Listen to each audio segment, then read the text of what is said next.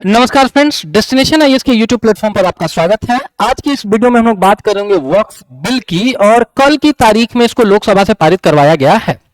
तमाम न्यूज़पेपर्स में बड़े अच्छे अच्छे आर्टिकल्स इसको लेकर के आए हुए हैं। दैनिक जागरण में भी ऐसा ही एक अच्छा सा आर्टिकल आ रखा है विच सेज कि वक्फ विधेयक को लोकसभा से पारित करवाया गया है। इसके पक्ष में 288 और विरोध में आपको 232 वोट पड़े हैं। पहला चीज जानेंगे कि जो वक्फ वर्ड होता है ना, इसका शाब्दिक अर्थ होता है सुरक्षित करना। और किस चीज के लिए सुरक्षित करना? तो प्रॉपर्टीज को जन कल्याण के लिए सुरक्षित करना।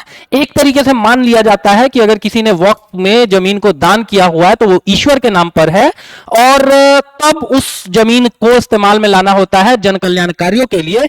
और बहुत सारी शिकायतें ऐसी मिली थी, तथाकथित तौर से ऐसा कहा गया था कि इन प्रॉपर्टीज को मिसयूज भी किया जाता है, इसीलिए सरकार का कहना है कि हमको वक्फ बिल में संशोधन करना पड़ा। ठीक है, ये आर्टिकल है और इस प्रस्तावित बिल में क्या क्या इंपॉर्टेंट चीजें हैं उनको एक बार हम लोग थोड़ा डिटेल में देख रहे होंगे। पहला चीज तो जानेंगे कि इस बिल के पक्ष में 288 वोट पड़े हैं लोकसभा में और विपक्ष में 232। ठीक है, और राज्यसभा में यह विधेयक पास हो पाएगा या नहीं, आज के तारीख में ये एक देखने वाला पक्ष होगा, एक देखने वाला पॉइंट होगा, क्योंकि राज्यसभा में सरकार की पोजीशन उतनी स्ट्रांग नहीं है। एक तरीके से देखिए तो ये नंबर ना 288 और 232 पिछले लोकसभा के रिजल्ट्स को ही इंडिकेट करता है, जहां एक तरफ आप देखेंगे कि 288 से मिलता जुलता एक आंकड़ा 293 सीट्स एनडीए जीती थी और 232 से मिलता जुलता एक आंकड़ा जो इंडिया या इंडी ब्लॉक था उसने जीत रखा था, विच इज 233। ठीक है, तो इन्हीं सारी चीजों के ऊपर ये आर्टिकल दे रखा है और इस चीज को लेकर के बड़ी चर्चा थी कि एनडीए के दो ये बड़े नेता नीतीश बाबू और टीडीपी के चंद्रबाबू नायडू क्या इस बिल को सपोर्ट करेंगे, बिकॉज इन लोगों की जो छवि है वो एक्स्ट्रा सेक्युलर नेताओं के तौर पर बनी हुई है और विपक्ष की तरफ से बार बार आग्रह किया जा रहा था कि भाई आप लोगों को इस बिल को सपोर्ट नहीं करना चाहिए। बट ये दोनों नेता, इनकी पार्टियां आपको एनडीए के साथ पूरी स्ट्रांगली खड़ी रही और इन दोनों लोगों ने भी वक्फ बिल में जो प्रस्तावित संशोधन है उसके पक्ष में वोट आउट किया है। ठीक है, 12 घंटे तक जो बहस है वो चली है इस विधेयक पर। ठीक है, दोनों खेमे के जो सदस्य थे उन लोगों ने इस विधेयक के पक्ष और विपक्ष में अपने अपने तर्क दिए। शुरू में 8 घंटे का समय निर्धारित किया गया था, लेकिन इतना इंपॉर्टेंट ये बिल है कि एक बार 2 घंटे के लिए समय बढ़ाया गया और फिर 1.5 घंटे के लिए समय बढ़ाया गया। तो मोटे तौर पर देखिए 8, 2, 10 और 1.5 आपको 11:30 12 घंटे तक इस पर डिस्कशन हुआ। अब कुछ नेता ऐसा भी कह रहे थे विपक्ष के कि ये विधेयक असंवैधानिक है। उनको जवाब देते हुए लोकसभा में रिजिजू साहब ने, जो अल्पसंख्यक मामलों के मंत्री हैं, उन्होंने कहा है कि मैं विपक्ष के लोगों से पूछना चाहता हूं कि ये विधेयक असंवैधानिक कैसे है और अगर ये असंवैधानिक है तो इसको अदालत के द्वारा रद्द कर दिया जाएगा। हम लोगों को पता है कि इस देश में केशवानंद भारती मामला है 1973 का, जिसमें 13 जजेस की सुप्रीम कोर्ट की एक बेंच ने फैसला दिया कि इस देश के संविधान का एक मूल ढांचा है, जो भी आपकी विधायिका है वो नए नए नियम कानून तो बना सकती है लेकिन कभी भी देश के मूल ढांचे को नुकसान नहीं पहुंचाया जा सकता है। मूल ढांचे के अगेंस्ट कोई सा भी नियम कानून बनाया जाएगा तो वो नल एंड वॉइड, अवैध घोषित कर दिया जाएगा। और इसका एक एग्जांपल देखना है तो 99th अमेंडमेंट के द्वारा कोलिजियम सिस्टम को जिस एनजेएसी एक्ट के द्वारा बदला जा रहा था उसको सुप्रीम कोर्ट ने बोला कि भैया ये संविधान के मूल ढांचे के खिलाफ है। तो सरकार का सीधा सा पक्ष है कि भाई इस विधेयक को आप बनने दीजिए, अगर यह असंवैधानिक होगा तो कोर्ट इसको क्या कर रहा होगा, ऑटोमेटिकली रिजेक्ट कर रहा होगा। ठीक है, अब बात करते हैं इस विधेयक से संबंधित कुछ चीजों की डिटेल में, किस विधेयक में क्या चीजें हैं। पहला चीज तो जानेंगे कि इस विधेयक को किस नाम से पारित किया जा रहा है, तो उम्मीद के नाम से। और अगर ये अमेंडमेंट है तो मूल कानून कौन सा है? वक्फ अधिनियम 1995 का है। इसी का पुनर्नामकरण किया जा रहा है एकीकृत वक्फ प्रबंधन सशक्तिकरण दक्षता एवं विकास अधिनियम। आज के समय में ऐसा माना जा रहा है कि वक्फ बोर्ड के पास लगभग 8.70 लाख प्रॉपर्टीज हैं और इनका नेट वर्थ आज के समय में 1 लाख करोड़ रुपए है। एक ट्रेमेंडस अमाउंट ऑफ आपको प्रॉपर्टी रखी हुई है वक्फ बोर्ड के पास। और इवन सचर कमेटी, जिसको कि कांग्रेस की सरकार ने ही बनाया था 2006 में, उसने कहा है कि अगर इन प्रॉपर्टीज को बहुत इफेक्टिवली यूज किया जाए तो 10 से 12,000 करोड़ रुपए सालाना बहुत इजीली जनरेट किया जा सकता है, जिससे जो भी आपको मुस्लिम समुदाय के आपको दबे कुचले लोग हैं, जो महिलाएं हैं, उनके वेलबींग के लिए इस फंड को इस्तेमाल में लाया जा सकता है। ठीक है, इसके अतिरिक्त एक इंटरेस्टिंग फैक्ट ये भी जानेंगे कि इस देश में माना जाता है कि तीसरे नंबर पर सबसे ज्यादा प्रॉपर्टी होल्डर वक्फ बोर्ड है। रेलवे और डिफेंस के बाद 3 नंबर पर सबसे ज्यादा प्रॉपर्टी पोजेस करके रखने वाला जो ऑर्गेनाइजेशन है वो है वक्फ बोर्ड। तो सरकार का पक्ष है कि भाई देखिए, ये दोनों जो प्रॉपर्टीज हैं इतना ट्रोमेंडस नंबर में, ये तो सरकार की आपको प्रॉपर्टी हुई, लेकिन वक्फ बोर्ड के पास जो इतना प्रॉपर्टी है जिसको अगर बहुत वाइज तरीके से यूटिलाइज किया जाए तो 12-15 हजार करोड़ रुपए बहुत इजीली जनरेट किया जा सकता है सालाना। उनको फिर आप अल्पसंख्यक समुदाय के वेलबींग के लिए ही रखिएगा, वहीं पर उसको खर्च करिएगा।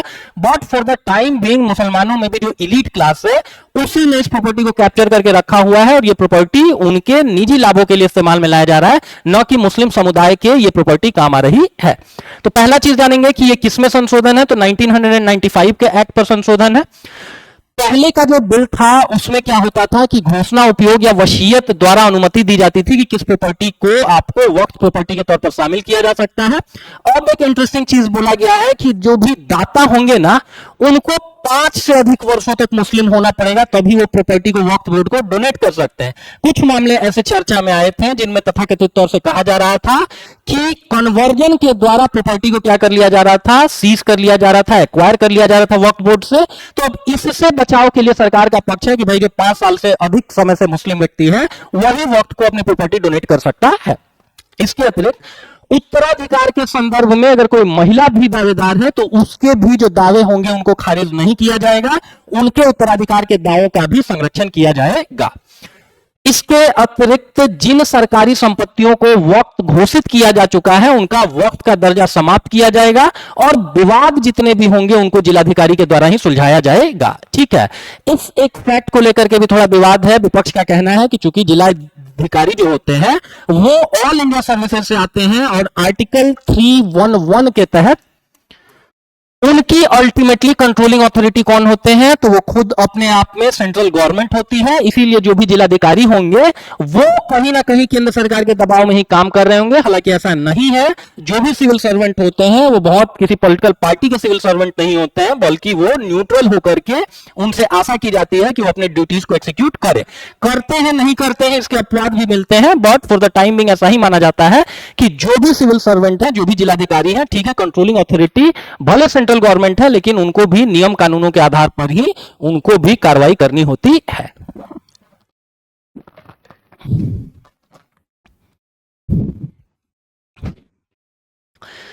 आगे बढ़ते हैं। पहले के एक्ट में वक्त निर्धारित करने का अधिकार वक्फ बोर्ड के पास था। वक्फ एक्ट की धारा 40 काफी विवादास्पद थी, जिसमें कहा जाता था कि वक्फ बोर्ड ने क्लेम कर दिया कि ये प्रॉपर्टी अगर वक्फ की है तो उस प्रॉपर्टी पर उसके दावे को सही माना जाता था। अब इस विवादास्पद प्रावधान को समाप्त कर दिया गया है। पहले सर्वेक्षण करने का काम सर्वेक्षण के कमिश्नर करते थे और अतिरिक्त कमिश्नर करते थे, अब यह काम सौंप दिया गया है कलेक्टर को। इसके अतिरिक्त पहले जो केंद्रीय वक्फ परिषद होती थी उसमें सभी सदस्य मुस्लिम होने चाहिए थे और 2 महिलाएं रखी जाती थी उस आपको केंद्रीय वक्फ परिषद में। अब बोला जा रहा है कि 2 गैर मुसलमानों को भी इसमें शामिल किया जा सकता है, बिकॉज ओवरऑल ये संपत्तियों के आपको मैनेजमेंट का मामला है, तो इसलिए गैर मुसलमानों को भी रखा जा सकता है। इसके अतिरिक्त जो सांसद, पूर्व न्यायाधीश और प्रमुख व्यक्ति होंगे वो गैर मुस्लिम हो सकते हैं, राइट। वो कबीरदास जी की लाइन भी है कि जाति न पूछो साधु की, ठीक है। तो कोई अगर एमिनेंट आदमी है, वो नॉन मुस्लिम भी है, वो अगर वक्फ बोर्ड की प्रॉपर्टीज के बेटर यूटिलाइजेशन के लिए कुछ कंट्रीब्यूट कर सकता है तो जरूरी नहीं है कि वो व्यक्ति फिर मुस्लिम ही हो, ठीक है। राज्य वक्फ बोर्ड में भी ऐसे ही बोला जा रहा है कि भाई 2 गैर मुस्लिम अनिवार्य होंगे। शिया, सुन्नी, पिछड़ा मुसलमान, वोहरा और आगा खानी समुदायों से 1-1 सदस्यों को लिया जाएगा, ठीक है। यहां यह बात बोला जा रहा है कि देश में चूंकि 2011 का अगर आप जनगणना उठा करके देखेंगे ना तो उसके अनुसार इस देश में मुसलमानों की कुल आबादी लगभग 17.22 करोड़ थी और इसका भी लगभग 15% जो हिस्सा है वो आपको सिया कम्युनिटी से आता था। तो 15% मतलब हुआ, इसका 10% मतलब 1.7 करोड़ और फिर 85 लाख का नजर जोड़ दीजिए तो 2.5 करोड़ 2.55 करोड़ के आसपास सिया कम्युनिटी के मेंबर है। इसीलिए मैंडेटरी कर दिया गया है कि भाई सिया कम्युनिटी से भी लोगों को आपको रखना है। इसके अतिरिक्त पिछड़ा और जो पासमानदा मुसलमान हैं उनको भी आपको रखना है। वोहरा कम्युनिटी और आगा खानी समुदाय से भी एक एक सदस्यों को आपको रखना है। इसके अतिरिक्त पहले का जो ट्रिब्यूनल होता था ना, जो फैसले देता था विवाद की स्थिति में, वो केवल विशेष परिस्थितियों में हाई कोर्ट में अपील की अनुमति देता था। और अब के एक्ट में बोला गया है कि 90 दिनों के भीतर भीतर आप हाई कोर्ट में अपील कर सकते हैं। सीधा सा इसका मतलब समझिए, एक तरीके से जो पिछला वाला ये कानून है, इसको बोला जा रहा था एक्सपर्ट्स के द्वारा कि ये नेचुरल जस्टिस के खिलाफ है। कैसे खिलाफ है? वक्फ बोर्ड किसी प्रॉपर्टी के ऊपर दावा करेगा कि भाई ये प्रॉपर्टी मेरी है, अगर सामने वाला पक्ष इससे सेटिस्फाइड नहीं है तो वो ट्रिब्यूनल के पास आएगा और वो ट्रिब्यूनल भी होगा वक्फ बोर्ड का ही, राइट। तो इस आधार पर बोला जा रहा है कि नेचुरल जस्टिस के खिलाफ है कि वादी और फैसला सुनाने वाला एक ही व्यक्ति है, तो ऑब्वियस सी बात है वो अपने पक्ष में फैसला सुनाएगा, इसकी गुंजाइश ज्यादा है। इसीलिए इस प्रावधान को बदल के बोल दिया गया कि भाई 90 दिनों के भीतर भीतर आप हाई कोर्ट में क्लेम कर सकते हैं। अब ये सारा विवाद पिछले कुछ समय से देखेंगे तो बिहार में एक गांव है गोविंदपुर, इस पर वक्फ बोर्ड ने क्लेम कर दिया कि ये पूरा का पूरा गांव मेरा है। ठीक वैसे ही तमिलनाडु में भी एक ऐसा ही विवादास्पद मामला देखने को मिला, जिसमें त्रिचुरापल्ली, जिसको सिंपली त्रिची भी बोलते हैं, वहां के एक विलेज पर भी ऐसा ही दावा वहां के वक्फ बोर्ड ने कर दिया। ठीक है, और ट्रिब्यूनल के सामने आप जाएंगे तो ट्रिब्यूनल चूंकि वक्फ बोर्ड का ही होगा, तो इसके मेजर चांसेस हैं कि कोई सा भी व्यक्ति अपने मामले में अगर फैसला देगा तो वो अपने प्रति कहीं ना कहीं बायस्ड होगा। वोहरा कम्युनिटीज, पासमानदा मुसलमानों के बेटर रिप्रेजेंटेशन की बात इस बिल में कही गई है। वोहरा कम्युनिटी के बारे में जानेंगे कि यूं तो इन लोगों का कुल जो पॉपुलेशन है वो 1 मिलियन के आसपास है दुनिया भर में, लेकिन बहुत इन्फ्लुएंशियल मुस्लिम्स होते हैं। इंडिया में, गुजरात में, राजस्थान में अच्छी खासी क्वांटिटी में पाए जाते हैं। चर्चा में आपको दाऊदी बोहरा कम्युनिटी तब आई थी जब 2023 में कैरो में जो भारत के प्रधानमंत्री हैं उन्होंने एक ऐसे मॉस्क, एक ऐसे मस्जिद को विजिट किया था जिसको मेंटेन किया जाता था दाऊदी बोहरा कम्युनिटी के द्वारा। इसको भी बहुत सारे फंडामेंटलिस्ट लोग मुस्लिमों में से नहीं गिनते हैं। रीजन ये है कि जो भी इस्लाम की ट्रेडिशनल मान्यता है उसके हिसाब से आखिरी प्रोफेट मोहम्मद साहब थे, जबकि लिविंग गुरु में आपको वोहरा कम्युनिटी क्या करती है, यकीन करती है कि हमारा हर समय में एक जीवित गुरु होगा जो हमको धार्मिक मामलों पर गाइड कर रहे होंगे। और ये कम्युनिटी इंडिया ही नहीं है, अफ्रीका में, इसके अतिरिक्त आपको यूरोप में, अमेरिका में फैली हुई है। बहुत रिच कम्युनिटी है, बहुत पैसे रुपए वाले ये लोग हैं। इसके अतिरिक्त पासमानदा मुसलमानों के बेटर रिप्रेजेंटेशन की भी बात की गई है। पासमानदा मुसलमानों को मुस्लिम कम्युनिटी का आर्थिक या सामाजिक तौर से पिछड़ा वर्ग आप मान सकते हैं। जो अच्छे वाले, जो इलीट वाले मुस्लिम थे, जो तुर्क ओरिजिन के थे या अरब ओरिजिन के थे, उनका कहना था कि भाई एक्चुअल मुस्लिम हम हैं, और इंडिया में जो भी मुस्लिम कन्वर्ट हुए दूसरे धर्मों से उनको बहुत अच्छी नजर से बहुत मामलों में नहीं देखा गया। तो इसलिए पासमानदा मुसलमानों का भी डिमांड होता है कि वक्फ बोर्ड या और भी मुसलमानों के जो भी आपको ऑर्गेनाइजेशंस हैं उनमें हमको और रिप्रेजेंटेशन मिलना चाहिए। इसके अतिरिक्त एक और कम्युनिटी का आप यहां पे नाम देख रहे होंगे, आगा खानी समुदाय। ये समुदाय आपको ईरान से ओरिजिनेट करके वहां से इंडिया आया हुआ है, और इनको भी बहुत सारे फंडामेंटलिस्ट मुसलमानों में नहीं कंसीडर करते हैं। तो बहुत सारे आपको नए नए फैक्ट पता चल रहे होंगे, जैसे वोहरा कम्युनिटी कहां, गुजरात में, और जो फंडामेंटलिस्ट मुस्लिम है उनमें और इनमें यह अंतर है कि ये लोग लिविंग गुरु में यकीन करते हैं। आगे देखते हैं कि फेवर में, इस बिल के फेवर में सरकार के पक्ष से क्या क्या आपको लॉजिक दिए गए हैं। जैसे पहला चीज तो विपक्ष ने जो कहा कि संविधान के मूल ढांचे के खिलाफ है, उस पर सरकार ने आश्वस्त किया है कि यह बिल मुस्लिम कम्युनिटी की मस्जिदें, दरगाह इत्यादि छीनने के लिए नहीं लाया जा रहा है, बल्कि संपत्तियों के नियमन और प्रबंधन के लिए लाया जा रहा है। अगर वास्तव में, जैसा कि सच्चर कमेटी ने 2006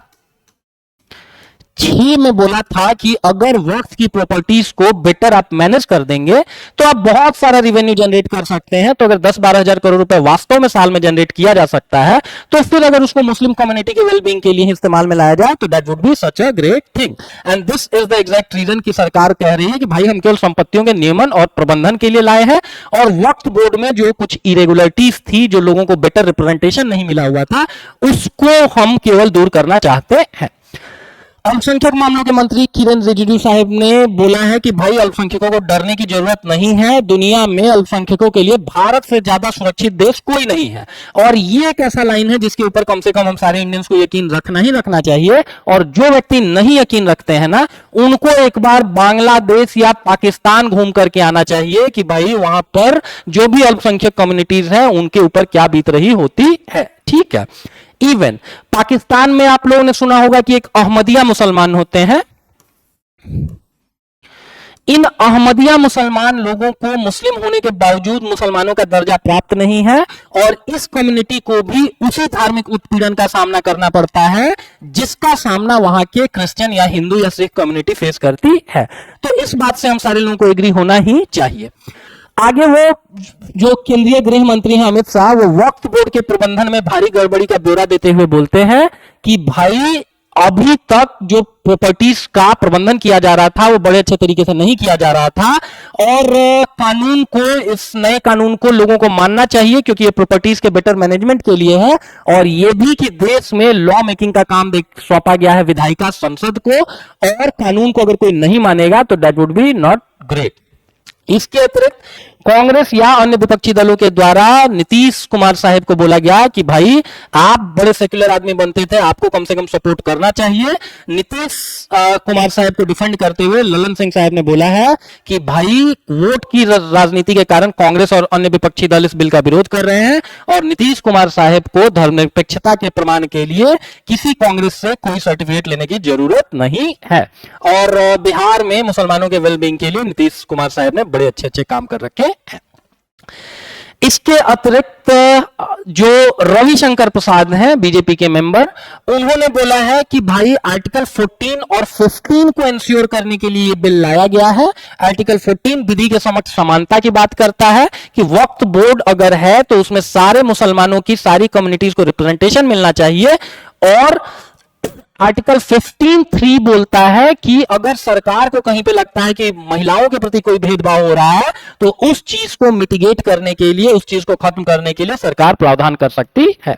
तभी हम लोगों ने देखा कि 2 महिलाओं को मैंडेटरी तरीके से रखने की बात की जा रही है। ठीक है, उसी बात को वो भी एम्फसाइज करते हैं कि पिछड़े मुसलमानों को अभी तक वक्फ के मैनेजमेंट में अवसर नहीं मिला है और वक्फ कोई धार्मिक नहीं बल्कि वैधानिक संस्था है। ठीक है, और ये क्या करती है, इस देश में 8 लाख के आसपास संपत्तियों को मैनेज करती हैं और वक्फ बोर्ड के ऊपर अब ये रिस्पॉन्सिबिलिटी बनती है कि वो बताए टाइमली कि कितने अस्पताल, स्कूल, स्किल सेंटर या अनाथालय बने, विधवा बेटियों को सिलाई कढ़ाई सिखाने के लिए क्या क्या व्यवस्था की गई है।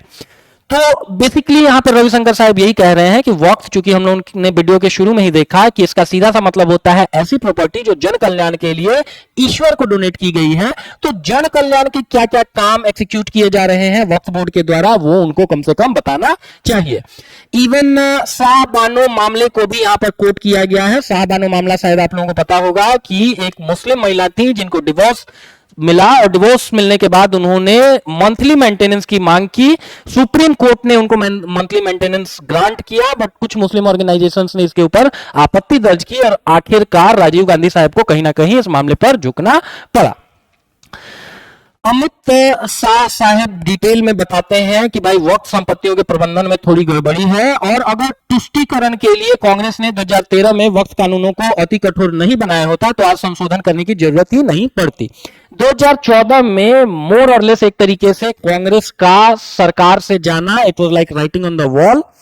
और अपने वोट को, चूंकि मुसलमानों को माना जाता है कि वो कांग्रेस के ट्रेडिशनल वोट बैंक हैं, तो कहीं ना कहीं बहुत सारे एक्सपर्ट्स का ऐसा मानना है कि अपने वोट को कंसोलिडेट करने के लिए 2013 में जो वक्फ बोर्ड के कानूनों को अति कठोर बनाया गया और अमित शाह साहब ने काउंटर में ये बोला है कि भाई अगर 2013 में बहुत कठोर कानून नहीं बनाए गए होते तो अभी के समय में अमेंडमेंट की जरूरत ही नहीं पड़ती।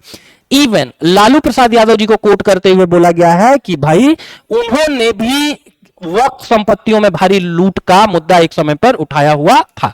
एग्जाम्पल के तौर पर वो बताते हैं कि वक्त की एक प्रॉपर्टी के ऊपर 5 स्टार होटल बना दिया गया और 5 स्टार होटल से ऑन पेपर जो किराया दिखाया गया वो 12,000 रुपए महीना दिखाया गया। तो ये संभव नहीं है, बिकॉज 5 स्टार होटल्स में एक रूम का 1 दिन या 2 दिन का किराया ही 12,000 हो जाता है। ठीक है, इसके इसके अतिरिक्त वक्फ परिषद और वक्फ बोर्डों में गैर मुसलमानों को शामिल करने का जो प्रावधान है, इसके पीछे वो लॉजिक यही दे रहे हैं, सरकार यही लॉजिक दे रही है कि संपत्तियों का सरकार बेहतर प्रशासन, बेहतर प्रबंधन करना चाहती है। वक्फ परिषद और वक्फ बोर्ड 1995 में पहली बार अस्तित्व में आए। चैरिटी कमिश्नर के गैर मुस्लिम होने के आरोप को हास्यास्पद बताते हुए वो कहते हैं कि प्रशासनिक पद है। जो अभी हम लोगों ने बात किया कि भाई जो जिला कलेक्टर होता है उसका अपना कोई धर्म, जाति, कोई भाषा, कोई ये नहीं होता है, वो सबके वेलबींग के लिए काम कर रहा होता है। ठीक है। इसके अतिरिक्त वो एक डेटा प्रेजेंट किया है उन्होंने संसद में। उन्होंने कहा है कि 1913 से 2013 के बीच देश में 18 लाख एकड़ जमीन वक्फ के पास थी और जो पिछले 12 वर्षों में बढ़कर 39 लाख एकड़ हो रखी है। एक एकड़ में लगभग 4026 मीटर स्क्वायर होते हैं। सुविधा के लिए इसको 4000 मान लेते हैं। इसको अगर 39 लाख एकड़ से आप मल्टीप्लाई करेंगे ना, इसको भी सुविधा के लिए 40 लाख लिख लेते हैं, तो ये जो पूरा आंकड़ा निकल करके आएगा 3 जीरो यहां से, 1 2 3 4 5 6 जीरो यहां से। ठीक है। इतने मीटर स्क्वायर की जमीन आज के समय में वक्फ बोर्ड के पास है। अगर इसको बेटर समझने के लिए अगर हम लोग किलोमीटर स्क्वायर में कन्वर्ट करने के लिए मीटर स्क्वायर को पीछे से 6 जीरो काट देंगे तो 16,000 किलोमीटर स्क्वायर की प्रॉपर्टी वक्फ के पास पड़ी हुई है, ऐसा सरकार का दावा है।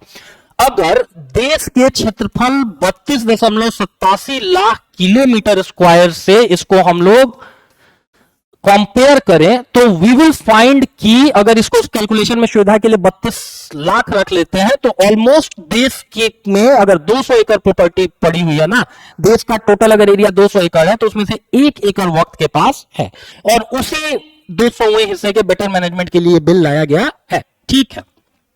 एग्जाम्पल के तौर पर बताया गया कि भाई वक्फ बोर्ड ने क्या किया कि इवन दिल्ली में रेलवे की जमीन भी वक्फ बोर्ड को दे दी गई, मंदिरों की जमीन दे दी गई और इवन प्रयागराज में जो आजाद पार्क है उसकी जमीन भी वक्फ को दे दी गई। आप लोगों ने देखा होगा कि अक्सर बहुत सारे कॉम्पिटिटिव एग्जाम्स में पूछते हैं कि आजाद पार्क कहां पर है, तो ये प्रयागराज में है। और उसके अतिरिक्त इस एक दावे पर भी सरकार ने आपत्ति जताई है कि भाई वक्फ बोर्ड का ही ट्रिब्यूनल फैसला करता था कि भाई सामने वाले पक्ष का दावा सही है, मेरा दावा सही है, तो एक तरीके से नेचुरल जस्टिस के खिलाफ था। कॉर्नवालिस को यहां पर कोट किया जा सकता है, जिन्होंने समझ लिया था कि भाई जो कलेक्टर्स होते हैं उनके पास एक्सेसिव पावर नहीं होना चाहिए, कलेक्टर कभी भी अपने मामले में ही आपको मजिस्ट्रेट नहीं हो सकता है, इसीलिए कलेक्टर के पास से पुलिस और जुडिशियल पावर्स ले ली गई थी। इसके अगेंस्ट में क्या बोला जा रहा है, अभी हम लोगों ने बात किया था कि इस विधेयक को नाम दिया गया है उम्मीद। विपक्षी दल बोल रहे हैं कि एक तरीके से ये अल्पसंख्यक मुस्लिम समाज के धार्मिक मामलों में हस्तक्षेप है, जो हमारे कॉन्स्टिट्यूशन का के जो फंडामेंटल राइट्स वाला पार्ट है जिसमें अल्पसंख्यकों की धार्मिक आजादी की बात की गई है, आर्टिकल 25 ऑनवर्ड्स। तो एक तरीके से ये बिल ला करके सरकार क्या कर रही है कि आपको अल्पसंख्यकों के धार्मिक आजादी के अधिकार का अतिक्रमण कर रही है। अगर मेंस एग्जाम में अगर आपको आंसर लिखना होता है किसी भी चीज को तो उसको तो क्रिटिकली एग्जामिन करना होता है, तो आपको पक्ष में भी चीजें पता होनी चाहिए, विपक्ष में भी होनी चाहिए। और कभी भी आंसर आप अपने नाम से मत लिखिए, एक्सपर्ट्स को कोट करिए या सो कॉल्ड शब्द इस्तेमाल में लाइए, तथाकथित। तो तथाकथित तौर से कहा जा रहा है कि भाई अल्पसंख्यक मुस्लिम समुदाय के धार्मिक मामलों में हस्तक्षेप है। अगला बोला जा रहा है कि भाई ये संविधान को कमजोर करने वाला एक कानून है, जिसके अगेंस्ट सरकार बोल रही है कि भाई अगर ये संविधान के मूल ढांचे के अगेंस्ट होगा तो ठीक है, जुडिशरी फिर इसको नल एंड वॉइड घोषित कर देगी। और अल्पसंख्यकों को बदनाम करके उनके अधिकारों से वंचित करने वाला ये बिल है। इसके अतिरिक्त विपक्ष की तरफ से कहा जा रहा है कि इस बिल को लाने से समाज का जो सामाजिक सौहार्द है और भाईचारा है वो खत्म हो रहा होगा। एक तरीके से ये विभाजनकारी एजेंडे के ऊपर है। कांग्रेस ने कहा है कि वो वक्त में सुधार के खिलाफ नहीं है, बट जिस तरीके से सुधार प्रस्तावित है वो उन सुधारों के अगेंस्ट है। इसके अतिरिक्त जेपीसी में कांग्रेस कोट कर रही है कि बहुत व्यापक चर्चा नहीं की गई। जेपीसी पार्लियामेंट की एक तरीके से एडहॉक कमेटी होती है जो, क्योंकि पार्लियामेंट क्या है, पार्लियामेंट नियम कानून बनाती है, लेकिन पार्लियामेंट के सारे लोगों के पास न तो इतना समय होता है, न इतना लीगल एक्सपर्टीज होता है कि वो हर मामले पर सूक्ष्मता से विचार कर सके।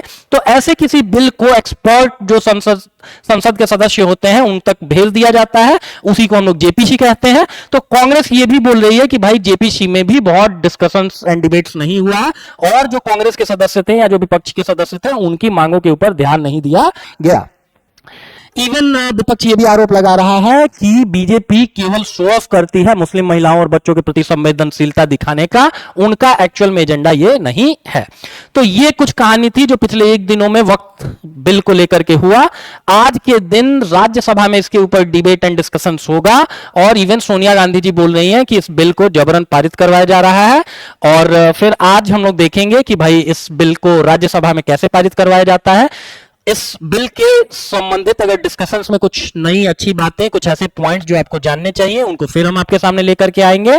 और सरकार, और ये भी देखना अपने आप में बहुत इंटरेस्टिंग होगा कि सरकार के पास उतना स्ट्रांग मैंडेट राज्यसभा में नहीं है जितना कि लोकसभा में, तो किस तरीके से वो राज्यसभा से इस बिल को पारित करवा लेती है। ठीक है, तो आई होप कि ये वीडियो आप लोगों को पसंद आया होगा, और इसमें बहुत सारी चीजों पर हम लोगों ने बातें की, जैसे वोहरा कम्युनिटी हो गई, या मुस्लिम्स का टोटल स्ट्रेंथ, या वक्फ बिल को लेकर के क्या विवाद है, सत्ता और विपक्ष का क्या क्या कहना है। अगर ये वीडियो आप लोगों को अच्छा लगा तो इट्स अ हम्बल रिक्वेस्ट कि please do like, share and subscribe. Thank you.